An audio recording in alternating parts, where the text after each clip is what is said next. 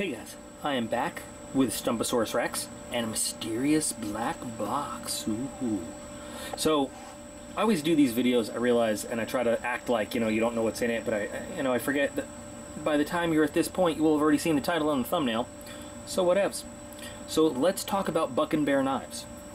BuckNBear is a company that I've heard of, briefly. I've had some requests for, and I don't know why I kind of put it off a little bit, but I recently had an opportunity to get my hands on a couple, and I have to tell you the truth. I was kind of excited to see what they had after I looked over the website, and I looked at everything, and I chose a couple. I wanted to look at a fixed blade and a folder. A lot of their work is in 440C, some of it's in D2. Lots of interesting designs.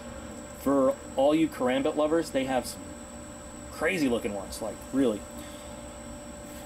But I picked a couple that just really spoke to me, kind of, that I really was interested in putting on the channel and trying out. They arrived kind of just before I took a little trip to visit my grandmother with my boys. And so I threw them in the car and took them with me, and curiosity got the best of me. And you know how I like to not unbox things until I'm doing them, like, with you on the channel. I opened this one just to take a look, and I fell in love with what's inside. I really did. Now, I haven't tested it out, I haven't done anything, I just kind of held it in my hand, looked at it a little bit. I actually emailed with somebody from BuckNBear to ask some questions about it, and was really impressed with their knowledge and of the company and the inner workings. And yeah, I didn't know anything about it, but BuckNBear is really a family-owned business going all the way back to actual knife making. Everything's handmade there. So anyway, let's take a look at the bear claw. And I haven't opened the sheath yet, but it's, again, handmade, hand-stitched leather sheath. Actually, let's open it. I've been dying to open it. Let's give it the sniff test.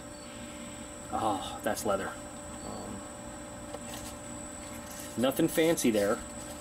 Real nice, thick hide, though. BuckNBear's logo engraved on there. This is the knife itself. We're going to come back to it in a minute. And these things were on top. I put them back in there. So you got a sticker, but it's a little scuffed up, except for the knife back on top. Little knife care and a thank you. And the BuckNBear lifetime warranty. Anytime a knife gives you a lifetime warranty, I feel good about it. I just have no idea how to describe how well this fits in the hand and how good it feels to hold on to.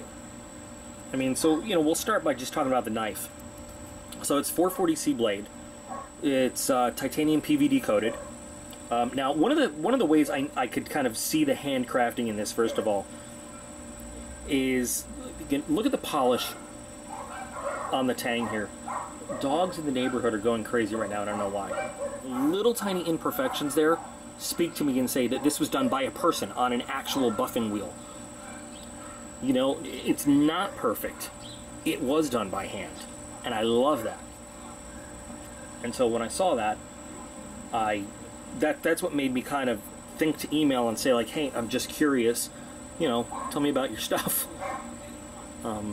And I got a lot of info on the history of the company and third generation knife making family, and there's about 20 employees, and everything is supervised by the original family, and it's just beautifully done. But anyway, we'll get back to that later. So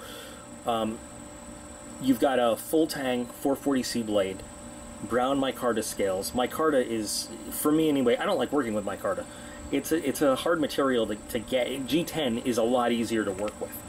G10 is a harder material, but at the same time, it's easier because it gives into your will a little bit more. Being a harder material, you just grind it and it gives. You've got to finesse micarta a little bit more. It's hard to explain if you've never done it. You can see you've got hollow brass tube holding everything together. Really nicely done. Kind of a classy look, Again, nothing fancy. Very simple. It reminds me, for some reason, of the Benchmade 275. That blade shape, I guess. Kind of, it seems, I don't know, it just reminds me of it a little. But the weight and balance of this knife is just outstanding. It really is. Great jimping, right where your thumb goes. The blade length is great for a small knife. I mean, we're not talking about like a big old, you know, hefty survival knife. We're talking about just like a nice, good-sized field knife. So far, anyway, I love everything about this knife. Now, again, I don't know how it performs, and I'm really hoping it doesn't let me down there, but the contouring of the handle fits my hand perfectly. You know, and you guys know me. I'm always picky. I'm always looking for stuff to say, well, it's great, but I mean, so far the only thing I can really say is detracting is, you know, when it comes to grip, and this is my first thought, like, oh, everything's polished. Well, where's the grip? Well, this provides a great grip. Your fingers just, they find these grooves so naturally, and then your thumb up on that jimping, they manage to highly, I mean, mirror polish this thing, and yet it still has a great grip to it. It's just, I mean, I'm blown away. Usually when I'm speechless, it's because I'm horrified at how poorly done, you know, a piece is. It's not a custom. It's not a mid-tech. It is a full production, but a hand, well, I guess it is kind of mid-tech because they do them by hand, but you know, it's just a beautifully crafted production knife. And I'm kind of upset. I never gave this brand a try before. So let me get the usual stuff that we do, and then let's check out that edge. Oh, wow.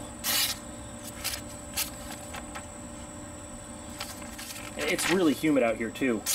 This paper isn't even cooperating with letting me hold it, but this blade is just, like, sneering at it.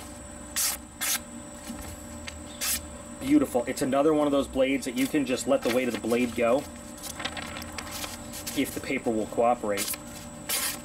And it just cuts. I love it. Oh,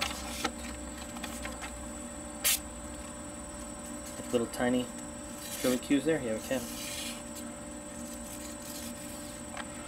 Love it. I'm so glad that it didn't, like, with all the aesthetics of the feel of it were awesome, and then it, like, didn't shred the paper into a crumple zone or something. That would have been so upsetting. Let's do our usual. Let's pull through. Okay, a little more effort than I was thinking it would, but still beautiful. And then our slice, I wasn't even ready. Like, I thought, wait, let me get this repositioned. The slice is just nothing, I mean, barely anything at all. Usually when I'm doing a slice test, there's a point where I feel it, like, okay, now it's sliding on the blade. I can't even feel it slide on the blade. It's cut before I even can get to the point where I feel it sliding around on the blade.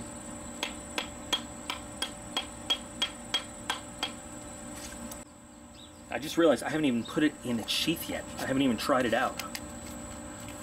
Really nice snug fit there. And it has the one single belt loop. You guys know me, you know how I feel about that, but yeah, nice and great retention.